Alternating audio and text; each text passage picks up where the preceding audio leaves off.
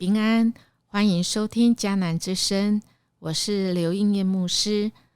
8月18，上主的计划，耶利米书29章1到32节。第11节这样说：唯有我知道我为你们安排的计划，我计划的不是灾难，而是繁荣，我要使你们有光明的前程。今天29章来到了耶利米，他写了一封信给被掳的这些人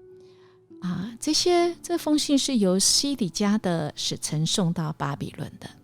西底家他差遣了使者的目的，可能是要表明他对巴比伦的忠诚态度，借以来缓和两国之间的紧张局势。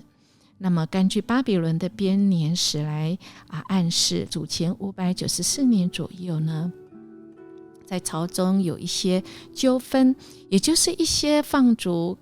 该处的犹太人也牵涉在其中，至少有2个人被尼布甲尼撒所处决主要可能是被掳的人当中，假先知呢，他放了一个消息，就是说这个巴比伦很快呢就要灭亡，所以这边被掳的这一些的人民就要归回故土，以至于有人就这个铤而走险了那么这个耶利米呢，他就写信给这个被抓到巴比伦的俘虏的信那他希望他们呢在那边真的是知道上帝的计划是什么所以耶利米他开宗明义就劝他们说，要顺应眼前的命运，尽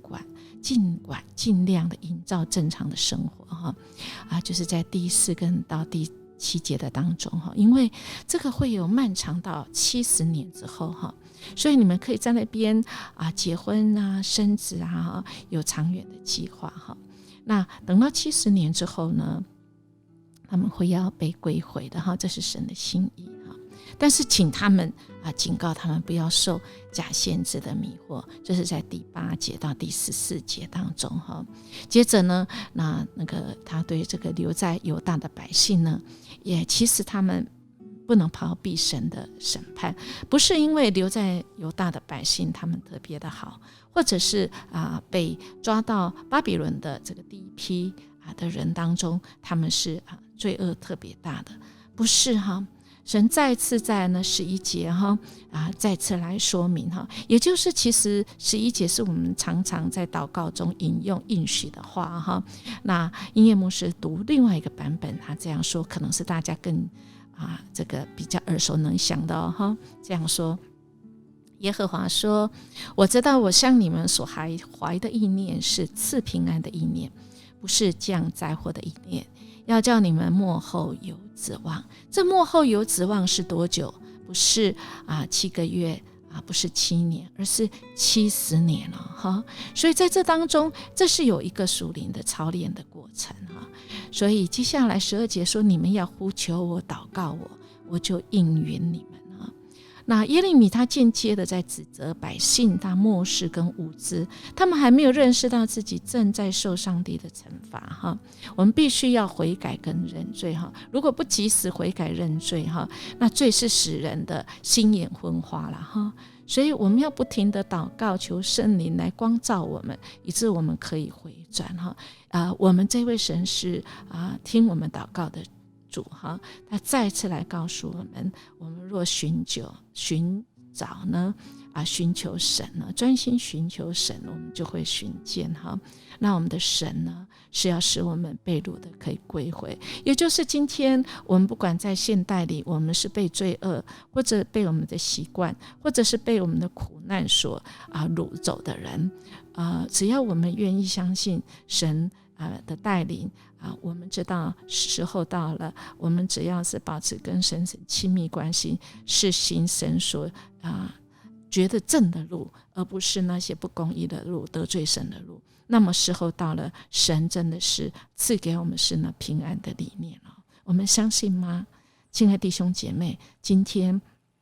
我们正处在什么样的环境？我们是被困住了吗？如果我们是正被困住，回转归向神，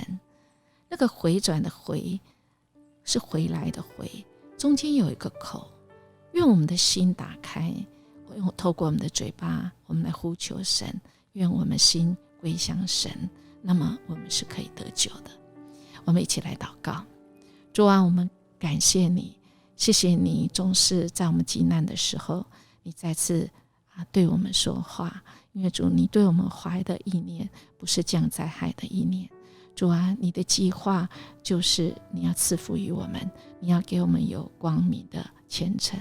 让我们末后是有指望的。主，我们谢谢你保守我们在你里面，我们天天因着主你，我们得以喜乐。我们这样祈求祷告，奉主耶稣基督的名求，阿们。愿我们今天持守着神的真道，让我们活出在主里面的那个真理的真自由。我们如果喜欢这个节目，也请给我们5星级的鼓励跟好评哦。我们明天见。